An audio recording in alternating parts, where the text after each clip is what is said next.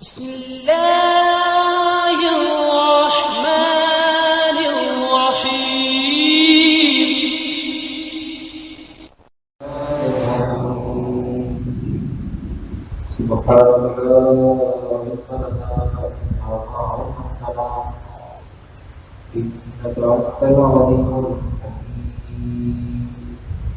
الحمد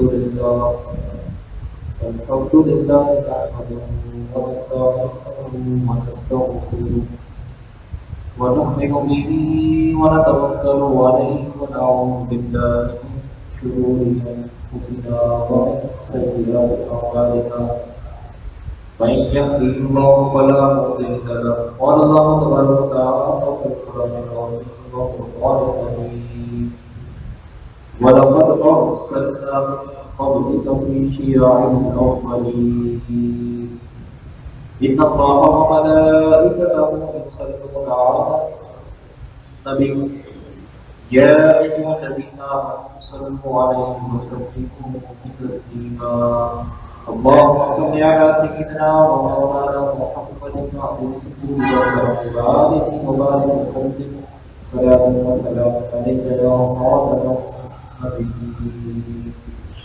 حاضرین محترم، سورۃ الحجر کی آیت نمبر 10 آپ کے سامنے تلاوت کی ہے۔ اللہ رب العزت نے ارشاد فرمایا وَلَقَدْ أَرْسَلْنَا مِن قَبْلِكَ فِي شِيَعِ الْأَوَّلِينَ، چھوٹی سی آیت ہے۔ اب اس کا لفظی ترجمہ دیکھیں۔ قرآن پاک سمجھنے کا، قرآن پاک کو ریئلائز کرنے کا ایک بہترین طریقہ یہ ہے کہ پہلے لفظ ب لفظ ترجمہ کرنا، ورڈ ٹو ورڈ ٹرانسلیشن کیا جاتا ہے۔ پہلا جو سیکھا ہے اس کا وہ ہے لقد، واو جو آئی ہے واو کا مطلب ہے اور لقد یہ حرف تحقیق ہوتا ہے۔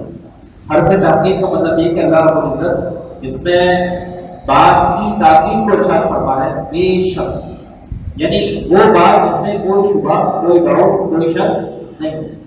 تو فرمایا ولقد، بے شک، ارسلنا، ہم نے بھیجا۔ ارسل یہ رسول کا جو لفظ ہے یہ رسال سے بنا ہے۔ رسال کا مطلب کسی کو بھیجنا۔ تو اللہ فرماتا ہے ارسلنا، ہم نے بھیجا۔ اب اس سے یہ نقطہ پتہ لگا کہ رسولوں کو بھیجنے والا اللہ ہے، لیکن کتنی شان کے ساتھ اللہ نے فرمایا ارسلنا، ہم نے بھیجا۔ اس کا مطلب رسولوں کو بھیجنے والی ذات جو ہے وہ سے بدلا۔ فرمایا ولقد ارسلنا من قبلک، اے حبیب آپ سے پہلے، قبل کا مطلب آپ سے پہلے یا آپ کے پچھلے، من قبل کا فی شیع الاولین، اللہ فرماتا ہے کہ ہم بے شک ہم نے آپ سے پہلے بھی رسولوں کو بھیجا۔ شیع الاولین، یہ جو لفظ شیعہ ہے لیکن قرآن تک نہ رہا ہے، قرآن تک کی آیت ہے کیونکہ لفظ ہے تو اس کی وضاحت کی ضروری ہے۔ تو جو شیعہ کا لفظ ہوتا ہے اس کا مطلب ہوتا ہے گروہ، اس کا مطلب ہوتا ہے فرقہ۔ حضرت عبداللہ ابن عباس رضی اللہ تعالیٰ عنہ کا قول ہے کہ شیعہ یہاں پہ تفرقے کی بات کی، فرقے کی بات، اب لفظ پہ بات کر رہے ہیں، یہ بات بہتر ہے۔ تو ابن عباس رضی اللہ تعالیٰ عنہ نے اس لفظ کا جو مطلب کیا وہ یہ ہے کہ ایسا گروہ جو مخصوص نظریات کا قائل ہو، جو مخصوص سوچ کا، فکر کا قائل ہو، اس کو شیعہ کرتا ہے۔ اور آپ کو پتا ہے شیعہ فرقے کو تو کیا جاتا ہے، اس کا ایک ترجمہ فرقہ بھی ہوتا ہے، اور فرقہ جو ہوتا ہے ایک ایسا گروہ جس کے خیالات مخصوص ہیں۔ بھائی اسلام کے اندر سب سے پہلا جو فرقہ بنا وہ تھا خوارج کا۔ خوارج کون لوگ تھے؟ وہ لوگ جو حضرت علی رضی اللہ تعالیٰ عنہ کو برا بنا کرتے تھے، آپ کی مخالفت کرتے تھے اور آپ کے خلاف سازشیں کرتے تھے، وہ خارجی گروہ کہلاتے تھے جو حضرت علی کے خلاف تھے۔ یہ اسلام کے اندر سب سے پہلا فرقہ تھا۔ اسی طریقے سے بعد میں فرقے بنتے گئے۔ تو یہاں پر شیعہ کا جو لفظ ہے یہ مخصوص فرقے سے متعلق نہیں بلکہ گروہ سے متعلق ہے، ایسا گروہ جو پچھلے نبیوں کی مخالفت کرتا ہو۔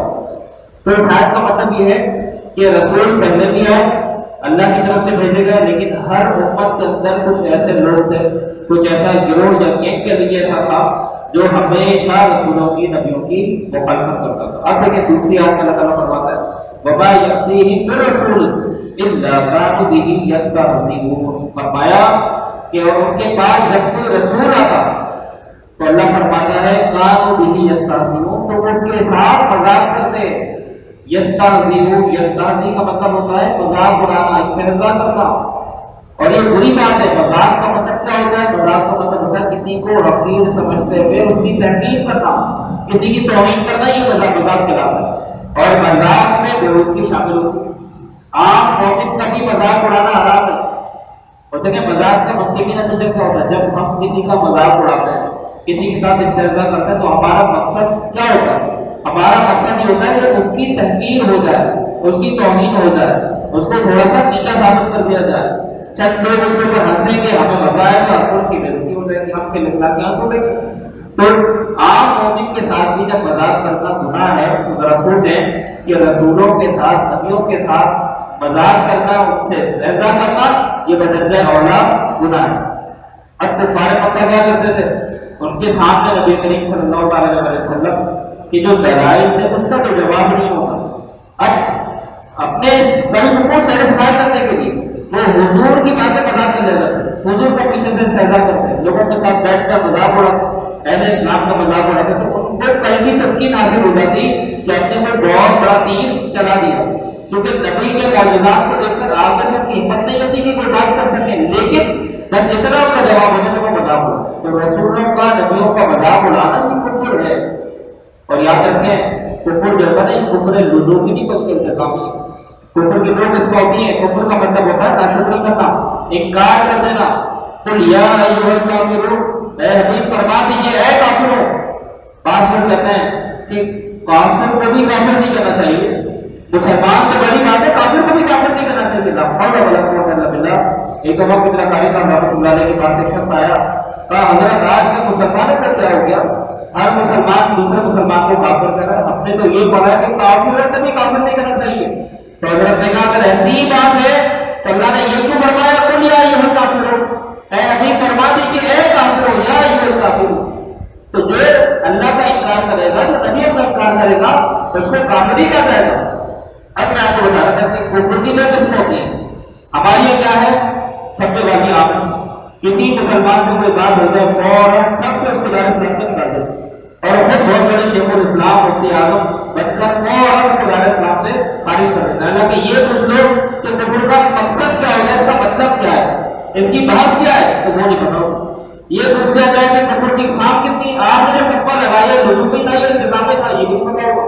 تو اس بات کو ذرا سمجھیں، کفر کا فتویٰ لگانا یہ آپ کے شعبہ نہیں ہے، اور اگر احتیاط سیکھنی ہے تو اعلیٰ حضرت مجدد دین و ملت مولانا شاہ احمد رضا خان رحمۃ اللہ علیہ سے سیکھیں کہ کفر کا فتویٰ لگانے میں کتنی احتیاط رکھنی چاہیے۔ دو قسم ہوتی ہے کفر کی، ایک ہے کفر لزومی اور ایک ہے التزامی۔ اب دونوں میں کیا ڈفرنس ہوتا ہے یہ بھی سمجھتے ہیں۔ کفر لزومی ہوتا ہے کہ ایک شخص نے کوئی ایسی بات کہہ دی کہ جو ڈائریکٹلی کفر نہیں ہے، بیچ میں تعویل کی گنجائش موجود ہے۔ کہنے والے نے کوئی بات کہی، ہم نے نتیجہ نکالا، نتیجہ ڈائریکٹلی کفر نہیں نکل رہا، ڈائریکٹلی اللہ کا انکار ثابت نہیں ہو رہا، ڈائریکٹلی رسول کا انکار ثابت نہیں ہو رہا، ڈائریکٹلی کسی ضروریات دین کا انکار ثابت نہیں ہو رہا۔ تو اگرچہ ہے تو کفر، لیکن یہ لزومی ہے، اس کو کفر کا فتویٰ نہیں لگایا جاتا، اس سے توبہ کرائی جائے گی، اس سے کہا جائے گا احتیاطاً تجدید ایمان کرو اور احتیاطاً کلمہ پڑھو، اور اگر نکاح ہے تو احتیاطاً تجدید نکاح کرو، کیونکہ قائل جو کہنے والا ہے اس کا جملہ یا عمل ڈائریکٹلی کفر تک نہیں جا رہا، بیچ میں تعویل کی گنجائش اگر وہ وضاحت کرے گا تو ہو سکتا ہے کلیئر ہو جائے۔ لیکن کفر التزامی وہ ہوتا ہے جو کہ ڈائریکٹلی کفر کی طرف جا رہا ہے، بیچ میں تعویل کی وضاحت کی کوئی گنجائش نہیں ہے۔ ایک شخص کہتے کہ اللہ کو نہیں مانتا، مان اللہ سے مانتا، کلیئر کہتے تب بتائیں اس میں کوئی تعویل ہو سکتی ہے، اس میں کوئی وضاحت ہو سکتی ہے؟ نہیں، اس کا مطلب تو یہ تھا، اس نے کہا کہ ان باروں میں نہیں مانتا تو کوئی گنجائش ہی نہیں ہے۔ تو ایسا جو کفر ہوتا ہے یہ کفر التزامی ہوتا ہے، اس میں انسان فوراً دار اسلام سے خارج ہو جاتا ہے، اور اب اگر وہ مسلمان ہوگا تو اسے تجدید ایمان کروایا جائے گا، پہلے اس کو کلمہ پڑھا جائے گا۔ اگر اس کا نکاح تھا تو نکاح فاسد ہو گیا، اب نکاح اس کا ٹوٹ چکا ہے تو دوبارہ تجدید نکاح اس کا کیا جائے گا۔ تو یہ تمام چیزیں ہوتی ہیں، تو فتویٰ لگانے میں تھوڑی سی احتیاط ہے، اور کفر کی اقسام کو سمجھیں۔ کفر کا مطلب ہوتا ہے ضروریات دین میں سے کسی بات کا انکار کر دینا۔ اب ضروریات دین میں یہ بھی سمجھیں، ضروریات دین ہوتی ہیں وہ باتیں ہیں کہ جن کا دین اسلام سے ہونا ہر خاص اور عام مسلمان کا واجب ہو۔ بھائی مثال کے طور پر اللہ پر ایمان، سب مسلمان جانتے ہیں لانا ضروری ہے. رسولوں پر ایمان ہر مسلمان جانتا ہے کہ لانا ضروری ہے. قرآن پر ایمان ہر مسلمان جانتا ہے کہ ضروری ہے. فرشتوں پر ایمان ہر مسلمان جانتا ہے چاہے وہ عالم ہو یا غیر عالم ہو. سب کو پتا ہے کہ فرشتوں کا وجود ہے. تو وہ باتیں جن کا دین میں سے ہونا ہر عام مسلمان پر اور خاص مسلمان پر بالکل واضح ہو وہ ضروریات دین ہے. اب اگر کوئی شخص ضروریات دین کا انکار کر دے تو وہ پھر باقی ہوتا ہے. اب ضروریات دین کا اگر انکار ایسا ہو رہا ہے کہ ڈائریکٹلی اس کا انکار ثابت ہو رہا ہے تو یہ التزامی ہے, اور اگر بیچ میں گنجائش موجود ہے انڈائریکٹلی ہے تو پھر یہ لزومی ہوتا ہے. تو یہ لزومی اور التزامی کے فرق کو ذرا ذہن رکھیے گا. تو اللہ تعالیٰ نے یہاں پر فرمایا کہ وہ پچھلے رسولوں کا مذاق اڑاتے. جب بھی ان کے پاس کوئی رسول آتا تو وہ فیصلہ کرتے. دیکھیں اگلی آیت نمبر 12 اللہ فرماتے ہیں کذالک نسلکہ فی قلوب المجرمین. فرمایا اسی طرح اس میں مجرموں کے دلوں میں ڈال دیتے ہیں. یعنی یہ بات رسولوں کا مذاق اڑانا تو پتہ ہے مجرموں کے دلوں میں بسا ہوا ہوتا ہے. یہ دلی طور پر کبھی بھی رسولوں کو ایکسپٹ نہیں کرتے. اس کے بعد اب کیا اللہ تعالیٰ فرماتا ہے لا یؤمنون بہ وقد خلت سنۃ الاولین.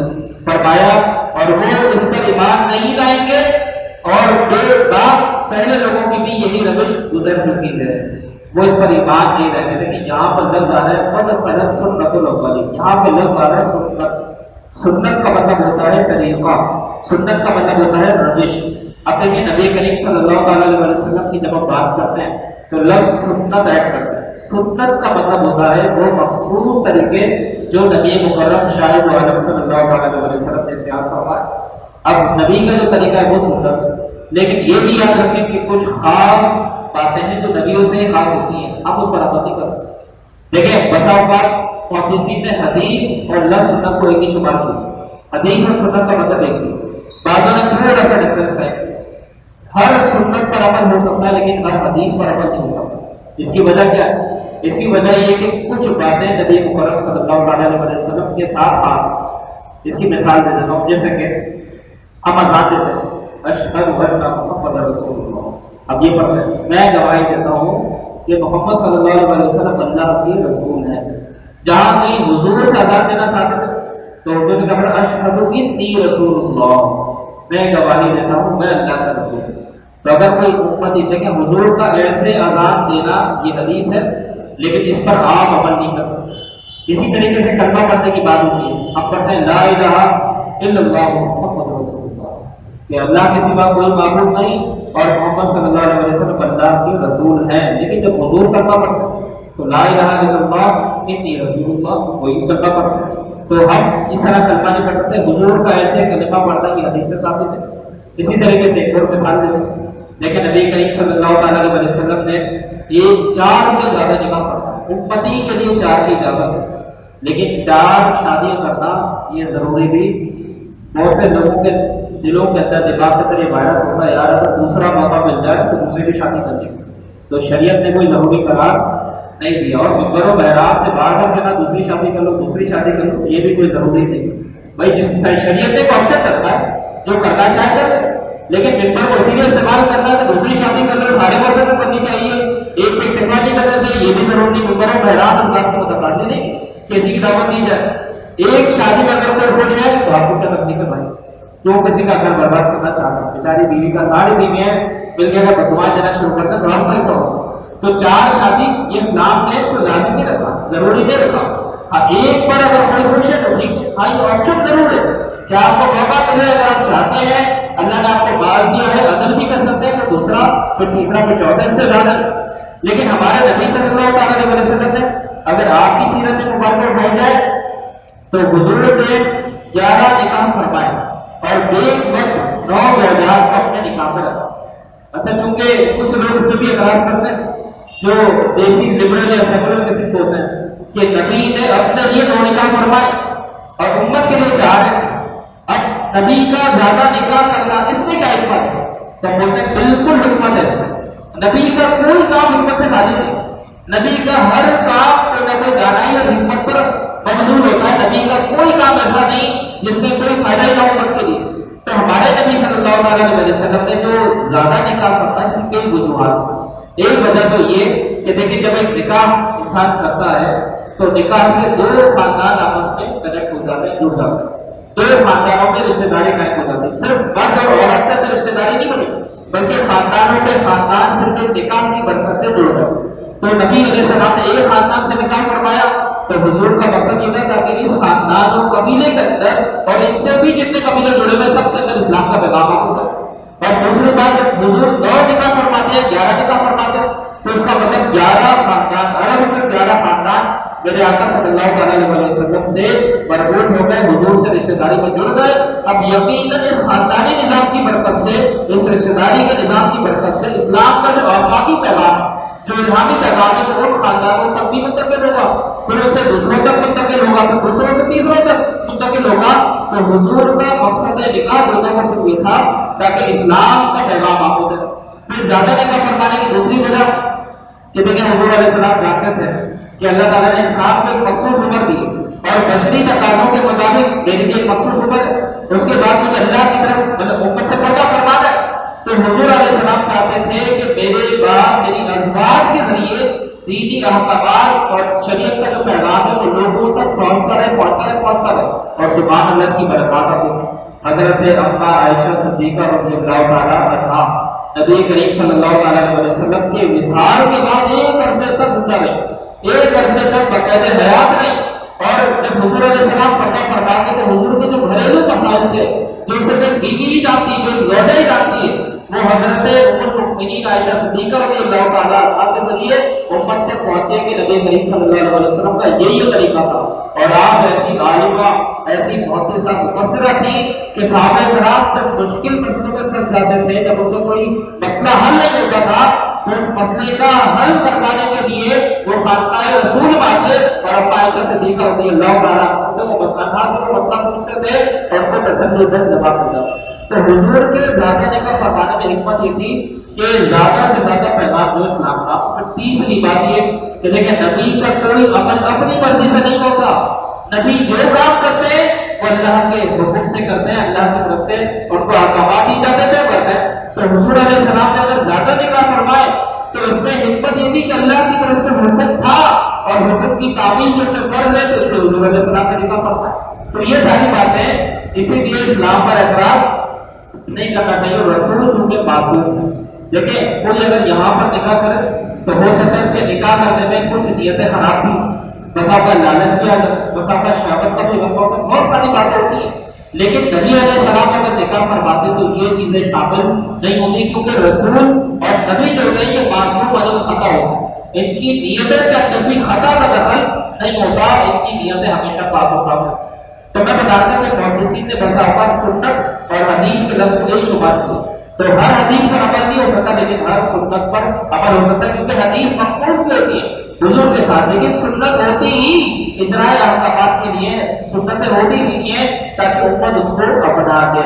تو یہ دونوں میں ڈفرنس ہے. پھر حدیث کی قسمیں ہوتی ہیں, حدیث قولی بھی ہوتی ہے, حدیث فعلی بھی ہوتی ہے, حدیث تقریری بھی ہوتی ہے, حدیث متواتر ہوتی ہے, خبر واحد ہوتی ہے. بہت سارے اس کی اقسام ہیں. انشاءاللہ کبھی موقع ملا تو آپ کے سامنے بیان کی جائے گا. لیکن ابھی آپ کو اللہ تعالیٰ فرمانا ہے وَلَوْ فَتَحْنَا عَلَيْهِمْ بَابًا مِنَ السَّمَاءِ فَظَلُّوا فِيهِ يَعْرُجُونَ لَقَالُوا إِنَّمَا سُكِّرَتْ أَبْصَارُنَا بَلْ نَحْنُ قَوْمٌ مَسْحُورُونَ. اللہ فرماتا ہے کہ اور اگر ہم ان پر آسمان کا کوئی دروازہ کھول دیں, فَتَحْنَا عَلَيْهِمْ بَابًا, باب کہتے ہیں دروازے, اور فتح کا مطلب ہوتا ہے کھولنا, اوپن کرنا. تو اللہ فرماتا ہے اگر ہم آسمانوں کا کوئی دروازہ کھول دیں ان پر تو اللہ فرماتا ہے وہ دن رات اس پر چڑھتے بھی رہیں. فرمایا فَظَلُّوا فِيهِ يَعْرُجُونَ, اگر اس پہ چڑھتے بھی رہیں. یعرجون کا لفظ معراج سے بنا, معراج یعنی ایک اسٹیپ سے دوسرے اسٹیپ کی طرف جانا, دوسرے سے تیسرے کی طرف, بلندی کی طرف کوچ کرنا, یہ معراج کہلاتا ہے. ہمارے نبی کا آسمانوں کی طرف جانا یہ معجزہ معراج کہلاتا ہے. کیوں؟ کیونکہ حضور علیہ السلام زمین سے لے کے آسمانوں تک براق کا سفر فرما کر حضور گئے, تو اسی لیے اس معجزے کا نام معراج ہے. تو یہاں پر یعرجون کا جو مطلب ہے وہ ہے کہ بلندی پر چڑھنا.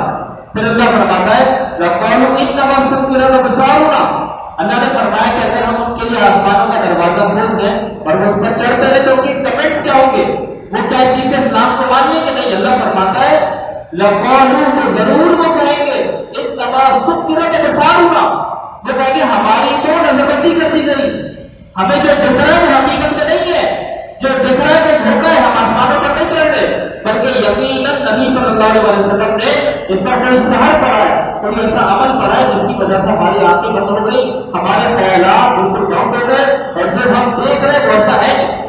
تو اللہ فرماتے ہیں لقالوا ان تمسکنا بابصارنا، وہ ضرور کہیں گے کہ ہماری آنکھوں پر پٹا کیا گیا، ہم جو دیکھ رہے ہیں وہ حقیقت میں نہیں ہے۔ اللہ فرماتا ہے بل نحن قوم مسحورون، وہ یہ کہیں گے کہ ہم لوگوں پر جادو کر دیا گیا۔ اب یہاں پر جادو نظر بندی کی بات ہوتی ہے، دیکھیں سحر کے لیے یہاں پر جو لفظ ہے نا مسحورون، ہمیں مسحور کر دیا گیا ہے، ہم پر سحر کر دیا گیا ہے، ہم پر جادو کر دیا گیا ہے۔ اس سے پہلے انیشل اسٹیپ میں انہوں نے کہا تھا سکرت، کہ ہماری نظر بندی کر دی تھی، تو اس کا مطلب جادو سے پہلے ایک ٹرم ہے وہ ہے سکرت، نظر بندی کر دینا۔ تو نظر بندی اور جادو میں کیا فرق ہوتا ہے؟ اب ذرا اس بات کو سمجھنے کے اس بارے میں علماء کیا فرماتے ہیں، تقریباً دیکھیں پہلا جو لفظ یہاں پر آیت میں ہے وہ ہے سکرت۔ سکرت کا مطلب ہوتا ہے کہ نظر بندی کر دینا۔ یہ لفظ تذکیر سے بنا ہے، ہر لفظ کے پیچھے روٹ ورڈ ہوتا ہے، تو یہ تذکیر سے بنا ہے۔ اس کا معنی ہے نظر بندی کر کر کوئی چیز نشے میں لا کر انسان کو دکھانا ہو اور ہونا ہو، یعنی مثال کے طور پر آپ کے سامنے ہے کوئی اور دکھ کوئی اور پتھر ہے لیکن سونا دکھ رہا ہے، تو یہ نظر بندی ہے۔ اس طرح کی شوق عام سحر، دوسرا لفظ ہے سحر، اس کا مطلب ہے جس چیز کا سبب مخفی ہو، یعنی ریزن بتائیں کہ ہے کیا، جس چیز کا سبب مخفی ہو اور اپنی حقیقت کے خلاف اس کا تخیل ہونے لگے۔ ایک چیز حقیقت میں کچھ اور ہے لیکن اس کی حقیقت آپ کو بدلتے دکھائی جا رہی ہے، تو یہ سحر ہے۔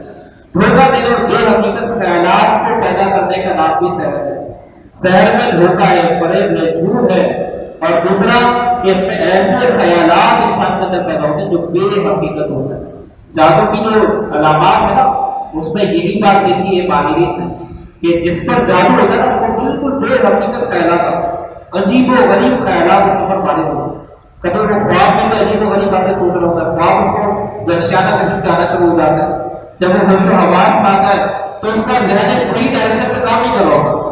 اگر مثال کے طور پر ایسا شخص جس پر جادو ہوا، اگر وہ آفس میں بیٹھا ہوا کام کر رہا ہے تو اس کا فوکس کبھی بھی اپنے کام پہ ہو نہیں، وہ بالکل بے حقیقت خیالات کی طرف سوچنا شروع کر دیتا ہے۔ ایک شخص دکان پہ بیٹھا ہوا تو اس کا کام صرف دکانداری ہے، چیز کو بیچنا اور خریدنا، یہ اس کا کام ہے۔ لیکن جس پر جادو ہو جاتا ہے تو وہ ایسے موقع پر بھی بے حقیقت خیالات میں ڈوب ہوتا ہے، عجیب و غریب سوچے اس کے بعد ذہن پر وارد ہونا شروع کر دیتے۔ تو کچھ لوگ یہ سمجھتے ہیں کہ شاید ہم پر نفسیاتی حملہ ہوا ہے، ہماری نفسیات کی کوئی گڑبڑ ہوئی، لیکن جادو سے سب سے پہلے انسان کی نفسیات کو بگاڑا جاتا ہے، نفسیاتی طور پر اس کو ڈسٹرب کیا جاتا ہے۔ یہ جادو کا انیشل اسٹیج ہے کہ انسان بالکل صحیح ہے، صاحب ہے، اس کے اندر میں سلامت ہے، لیکن جادو کا سب سے پہلا جو اٹیک ہے اس کے دماغ پر ہوتا ہے، اور اس کے دماغ پر ایسے خیالات آتے ہیں کہ جو عجیب و غریب ہوتے ہیں، جن کی کوئی حقیقت نہیں ہوتی، پھر انسان ایسے ایسے کام کرتے ہیں جو بالکل اس کو نفسیاتی ہونے پر معمول کرتے ہیں۔ تو جادو کا پہلا جو وار ہوتا ہے وہ انسان کی نفسیات پر ہوتا ہے۔ اس کے بعد بزرگان دین فرماتے ہیں کہ ہاتھ کی صفائی اور شوٹے بازی کو بھی سیٹ کیا جاتا ہے۔ ایک شخص ہے اس کا پریکٹس مضبوط ہے، ایکسرسائز اس کی مضبوط ہے، تو وہ آپ کو ایسے کام کر کے دکھائے گا آپ حیران ہوتے ہیں، ایسے کام کر کے دکھائے گا، کوئی چیز اس میں ہاتھ مٹھی میں بند کی گئی، کوئی چیز بولتا بتاؤ میری مٹھی میں کیا ہے، آپ لوگ بولے مجھے کچھ نہ کچھ ہوگا، لیکن جیسے بھی مٹھی کھلتا ہے ایک کبوتر اڑ جاتا ہے یا رومال بڑا سا نکل آتا ہے۔ تو یہ ہاتھ کی پریکٹس ہے، اس کو بھی عربی میں سائنس آ جاتا ہے۔ اسی طریقے سے شیطان سے کسی قسم کی مدد حاصل کرتے ہیں کہ لوگ شرکیہ کلمات پڑھ جاتے ہیں، لیکن مدد شیطان بھی کرتا ہے، شیطان تو مدد کر سکتا ہے لیکن اولیاء اللہ نہیں کر سکتا۔ بہت سے لوگوں کا یہ بھی عقیدہ ہوتا ہے جادو میں تو شیطان سے مدد دی جاتی ہے نا، تو شیطان کی مدد کو تو مان لیتے ہیں لیکن اولیاء اللہ کی مدد کو نہیں مانتے۔ تو انسان کو چاہیے کہ اپنا عقیدہ درست ہے، جب شیطان مدد کر سکتا ہے تو کبھی مدد نہیں کر سکتے، کیا اہل اللہ مدد نہیں کر سکتے، کر سکتے ہیں۔ تو جادو کے اندر شیطان سے مدد دینا اور شرکیہ کلمات پڑھ کر کسی کی نفسیات پر حملہ کرنا، یہ بھی سحر ہے۔ علامہ ابو الحیات قدری رحمۃ اللہ علیہ یہ بڑے ماہر تھے اس چیز سے نا، تو انہوں نے 6 سے 7 اقوال لکھے ہیں، ذرا اپنے سماعت فرمائیں۔ فرماتے پہلا قول ہے کہ سحر سے حقائق اشیاء تبدیل ہو جاتی ہے، اشیاء یعنی شے کی جو حقیقت ہے وہ بدل جاتی ہے، اور فرماتے اور لوگوں کی صورتیں بدل جاتی ہیں، جیسے پتھر کو سونا بنا دیا، انسان کو گدھا بنا دیا، یا یہ معجزات اور کرامات کی بھی مشابہ ہوتی ہے، لیکن معجزات اور کرامات مبارک ہیں اور یہ نامبارک ہے۔ تو سب سے پہلے سحر سے اشیاء کی حقیقت کو تبدیل کیا جاتا ہے، پھر دوسرا فرماتے ہیں کہ بازیگری، بلبہ سازی اور شوکے بازی جس کی واقعے میں کوئی حقیقت نہ ہو، اس کو بھی سیر کر جاتا ہے۔ بس اچانک، مثال کے طور پر حضرت موسیٰ علیہ السلام، یہاں پہ مثال آپ دیکھیے علامہ قدری رحمۃ اللہ علیہ نے، جیسے کہ موسیٰ علیہ السلام کے مقابلے میں جادو کرایا، تو ان کے ہاتھ میں رسیاں تھیں، تو جیسے رسیاں انہوں نے زمین پہ ڈالی تو تھی تو وہ رسی، لیکن زمین پر پڑتے ہی لوگوں نے کیا کہا کہ وہ چھوٹے چھوٹے سانپ جو ڈرنا شروع ہو گئے، تو وہ حقیقت میں رستے کی اس کی حقیقت تبدیل نہیں ہوتی، لیکن نگاہوں میں اس کی حقیقت کو بدل دیا گیا، اسی کس طرح سے ہے۔ اور موسیٰ علیہ السلام نے اس کا جو رد کرا، لیکن ایک عصا جب زمین میں پھینکا تو وہ عصا، اللہ تعالیٰ فرماتا ہے صحباب نبی نے بہت بڑا اثرات کیا، تو وہ عصا اپنی حقیقت میں صرف نہیں بچا تھا، واقعی میں بدل چکا تھا۔ اب وہ جب زمین پر گیا تو وہ اصل میں عصا نہیں تھا، واقعی میں صحباب نبی تھا۔ یہ فرق ہے جادو اور معجزے کا۔ وہ جو رسیاں تھیں وہ تھی رسیاں، لیکن لوگوں کو سانپ دکھائی نہیں، لیکن موسیٰ علیہ السلام کا عصا جو تھا جیسے ہی وہ زمین پر پڑا تو اصل میں اس کی حقیقت بدل گئی۔ اب وہ عصا نہیں تھا بلکہ وہ ایک بہت بڑا اثرات تھا۔ اسی طریقے سے تیسرا قول ہے کہ سحر کے ساتھ اپنی قوت مخیلہ کو لوگوں کے خیالات پر اثر انداز کیا جانا اور ان کے خیال میں جواب ڈال دینا، یہ بھی سحر کراتا ہے، اس کو نظر بندی بھی کہتے ہیں۔ یعنی مثال کے طور پر ایک شخص ہے، وہ سحر کرتا ہے، جادو کرتا ہے، اس کی سوچ اور فکر سب سے الگ ہے۔ اب وہ چاہتا ہے کہ دوسرے میری بات کے قائل ہو جائیں، جو میری سوچ اور فکر ہے وہی سب کی ہو جائے، تو وہ ایسی قوت مخیلہ کے ذریعے لوگوں کے دماغوں کو کنٹرول کر لیتا ہے، لوگوں کے ذہن کو کنٹرول کر لیتا ہے، پھر اس کے جو خیالات ہوتے ہیں وہ اس کے ذہن میں بھاری ہونا شروع ہو جاتے ہیں۔ اس کو بھی علامہ قدری رحمۃ اللہ علیہ فرماتے ہیں کہ یہ بھی جادو ہے۔ اور قرآن پاک نے فرمایا سحروا اعین الناس، اللہ فرماتا ہے کہ لوگوں کے خیالات کو بدل دیا۔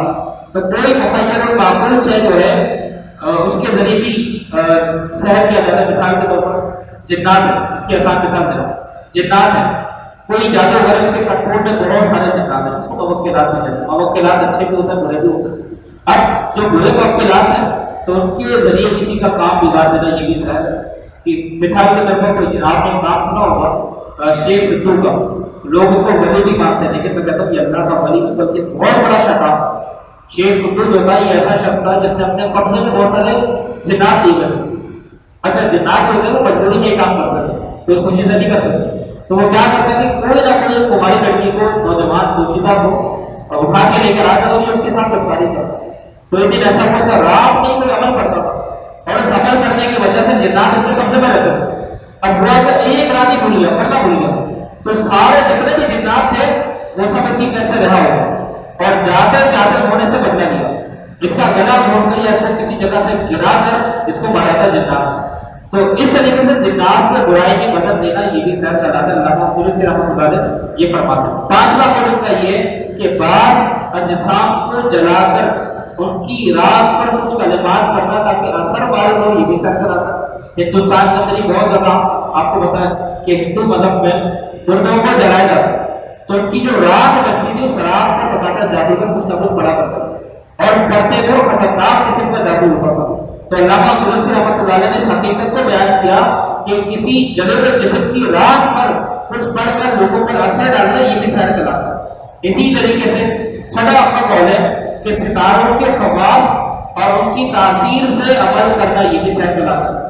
جیسے درست جنا ستاروں کے نام اسٹار جو ہوتے ہیں تو ان پر بھی ان سے بھی کوئی نہ کوئی جادو کی مدد دی جاتی ہے۔ ساتواں قول آپ کا یہ ہے کہ کچھ کفریہ کلمات، خاص قسم کے منتر یا کفریہ کلمات پڑھ کر بھی لوگوں کی سوچ اور فکر کو متاثر کیا جانا یہ بھی سحر کراتا ہے۔ تو یہ 7 اقوال علامہ قدری رحمۃ اللہ علیہ نے بتایا۔ اب آخر میں ایک اعتراض کا جواب ہے، انشاءاللہ اس کے بعد یہ درس ختم ہوگا کہ اللہ نے یہاں پر فرمایا کہ ابھی اگر ان کفار کے لیے، مشرکین کے لیے آسمانوں کے دروازے بھی کھول دیے جائیں تب بھی یہ کہیں گے کہ سب کی وجہ کا رسوا ہوگا کہ ہماری آنکھوں کو، نگاہوں کو بند کر دیا گیا، ہماری نظر بندی کر دی گئی، یہ ہرگز نہیں مانیں گے۔ تو یہاں پر کچھ اورینٹلسٹ نے، کچھ مستشرقین نے اعتراض کیا قرآن کے اوپر کہ بھئی یہ باتوں کو لا کے عقل ہے۔ اگر ایک طبقہ یہ دیکھتا کہ وہ آسمان پر چڑھ رہا ہے، آسمان کے دروازے کے لیے کھلے ہوئے ہیں اور وہ بلندی پر جا رہے تو یہ کیسے ہو سکتا ہے کہ کوئی انکار کرتا ہے؟ ایک جبے غفیر ایک چیز کو خود اپنے پر محسوس کر رہا اور انکار کر دے، یہ کیسے ہو سکتا ہے؟ تو ہم کہتے ہیں اس کا جواب الگ ہمارے پاس ہے۔